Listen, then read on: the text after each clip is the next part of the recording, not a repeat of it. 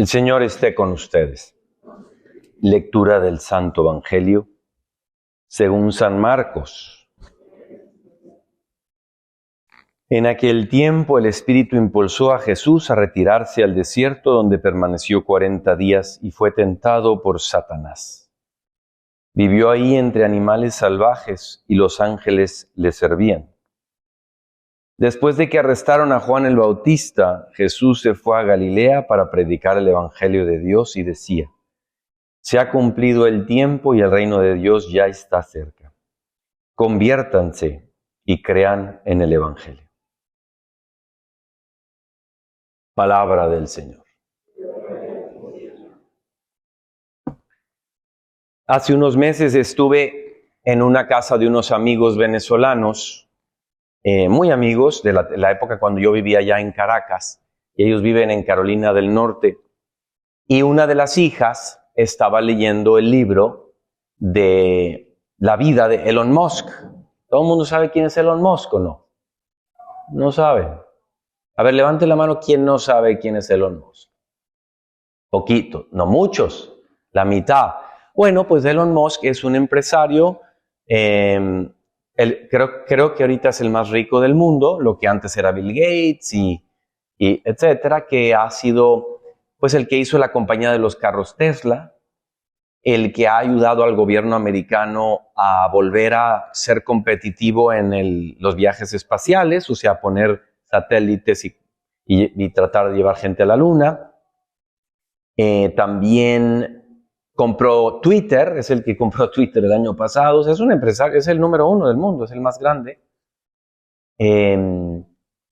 Y también es el que creó PayPal y también creó, pues ha intentado muchas cosas, algunas no le han funcionado, pero definitivamente pues es un gigante, digamos.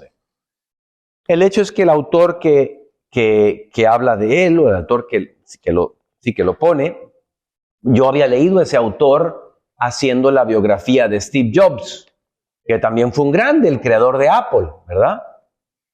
El hecho es que, bueno, son historias largas, son libros así gordos, que me dijo él, le va a gustar, padre, y yo empecé a leerlo. Y cómo se impresiona que estas personas, al menos este tipo de personas, son sumamente agresivas, tienen una inteligencia emocional súper baja, abusan muchísimo tanto de sus mujeres, digamos psicológicamente, quiero decir, a todo mundo lo tratan con la punta del pie, los presionan, son sumamente exigentes, pero en mala manera, ¿no? Porque hay exigencia que es buena. Y uno dice, qué bárbaro, este hombre, qué feo trabajar con él. Al mismo tiempo hay que reconocer que humanamente, pues, sus avances están trayendo, digamos, carros que no utilizan gasolina, por tanto, energías renovables, o sea, son mega empresarios, ¿no? Pero al menos yo como cristiano, como quien mira constantemente uno en su oración, mira el corazón de Cristo y le dice, Señor, ¿cómo ves tú las cosas? O sea, ¿desde qué ángulo ves tú las cosas? Y el Señor pues nos diría, bueno, que obviamente que estamos en favor del avance, pero no a cualquier precio, no a toda costa, no lograr los objetivos que tenemos en la vida a cualquier precio, ¿verdad? Y entonces le escribo a esta muchacha y le digo, oye, bueno, a ver, ¿qué te llamó la atención del autor? Y entonces me responde, no, pues, sí, la verdad es que tuvo muchas heridas de papá y esto y el otro, pero, pues es una persona que ha hecho cosas muy cool, me pone. Y yo dije, estamos sacrificando lo menos por lo más, poniendo cosas importantes, pero sin duda no esenciales por encima de las esenciales. Lo más importante. ¿Y por qué nos pasa eso? ¿Por qué le pasa eso a ella? Bueno, porque nos pasa a todos, porque por eso tenemos el periodo de Cuaresma. porque todo el mundo alteramos la correcta orden de lo que es más importante. Dios diría, mira, lo más importante es A y B y C, y cuando alguien le da la vuelta a los valores y pone lo que está en quinto lugar en primer lugar y lo que está en primero en tercero, pues no está cumpliendo con la razón por la que fue creado. Por eso el primer mandamiento ya lo conocemos cuál es, ¿verdad? Ama a Dios sobre todas las cosas y luego vienen los demás. Hay cosas que tienen un peso moral, hay cosas que son más importantes que otras. Para lo positivo y también para lo negativo. Hay cosas que son actos más graves que otros. Y como en las lecturas vemos que eso ha existido desde siempre. Por eso en la primera lectura está hablando de la alianza que Dios hace con Noé después de que Noé, habían tenido pues unas desobediencias y unas depravaciones, y entonces el Señor se enoja y trae el diluvio universal, pero luego se arrepiente, es una manera de hablar del Antiguo Testamento, y crea la alianza con Noé y dice, nunca más voy a aniquilar al género humano, lo voy a estar como salvando. Y luego nos dice la segunda lectura, viene Cristo a perdonarnos a nosotros. Para eso es la Cuaresma. Para que nuestros corazones se purifiquen. Y por eso yo quiero pensar que todos los que estamos aquí ya elegimos aquellas cosas que nos hacen purificar el corazón, que empiezan muchas veces por el cuerpo. El no tomar o comer de todas las cosas que nos encantan, o el hacer cosas que no nos gustan mucho, porque para nosotros cumplir aquel mandamiento que resume toda la Sagrada Escritura, que es ama al Señor con todo tu corazón, con toda tu alma y con todas tus fuerzas, lo que se pone en contra de eso es las atracciones del mundo y todas nuestras emociones, nuestra inteligencia, nuestra memoria constantemente está siendo atraída por todas esas cosas que nos llaman la atención, pero no nos llevan a Dios. Y entonces, si nosotros nos preguntáramos, bueno, ¿y cómo le hago para vivir eso? ¿Cómo le hago yo para purificarme en esta Cuaresma? Para venir a la conversión y gozar de la Pascua, en esa práctica constante de purificación. Pues miren, es bastante sencillo. La manera en que lo hago es con un principio que San Ignacio de Loyola llama en tanto en cuanto. Esto es, dice, hay que amar las cosas de la vida en tanto en cuanto me lleva a Dios. Dios no tiene problema en que nos guste un deporte, que nos guste algún hobby, que nos guste una bicicleta, una motocicleta, un carrito. Pero dice, pero nunca antes que Dios, amar las cosas en Dios. Y cuando yo recordaba ese principio, en estos días que estaba haciendo mi meditación, me venían varias imágenes.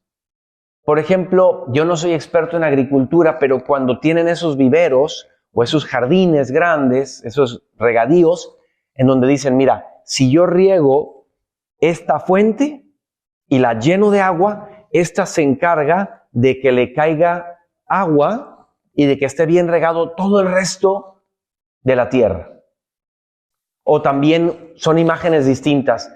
Si yo, por ejemplo, todos estos paquetes que nos llegan cuando pedimos algo por Amazon, FedEx, ustedes saben que en la ciudad de Memphis tiene como el hub, el centro. Todo paquete que se ordena va al centro y del centro se distribuye a todas nuestras casas. Bueno, pues estas imágenes sirven para que yo viva de esta manera. Yo amo a Dios y sus intereses sobre todas las cosas, y Él mágicamente ordena todas las demás aficiones que tenemos. Él hace que todas las cosas que existen allá afuera, que nos gustan, las que no son pecado evidentemente, las que no nos hacen daño, no nos quitan la paz, que también las podamos vivir, pero en Cristo. Y así de esa manera, no tenemos que tener miedo o pensar, como mucha gente piensa, que Dios es el aguafiestas, el que dice no a todo lo que se me antoja. Recuerden que la imagen del paraíso es, miren, Adán, Eva, tienen todos estos árboles para gozar de ellos. Nada más uno, el árbol de la sabiduría, de no. O sea, Dios, la mayoría de las cosas nos dice, goza de ellas, pero que tu corazón no las ponga en el primer lugar. Que el riego no pase por esas cosas y luego a Dios, sino por Dios a esas cosas. Y entonces, cuando dedicamos tiempo a la oración, cuando no le damos al cuerpo todo lo que pide, que para eso es la Cuaresma. Jesús es el primero que se fue al desierto, lo que vamos a escuchar. O sea, el que es todo puro, el que no debía nada, el que no pecó, el que nos venía a salvar, él mismo obtuvo fortaleza de ser llevado por el Espíritu y combatir al Espíritu. Es llevado por el Espíritu con E mayúscula a combatir al maldito espíritu con E minúscula, el mismo que también nos tienta todos los días de maneras distintas. Yo me quedaría tranquilo con que ustedes se queden con esa imagen como de la fuente, el reactor, como el lugar donde de ahí se riega a todos los demás. Ese reactor es Jesucristo. Él es el sol. Si nos calentamos de ese sol, va a estar caliente todas las demás áreas de nuestra vida. Y para eso es la Cuaresma. Vamos a pedirle a la Santísima Virgen, por su intercesión, que nos consiga esa gracia. De que si queremos transformar nuestros corazones, que es lo que para eso es la Cuaresma, y piensen que, por ejemplo, los musulmanes y los judíos también tienen sus estilos de Cuaresmas, porque todo ser humano, si no se purifica, el corazón se va oxidando, se va pudriendo.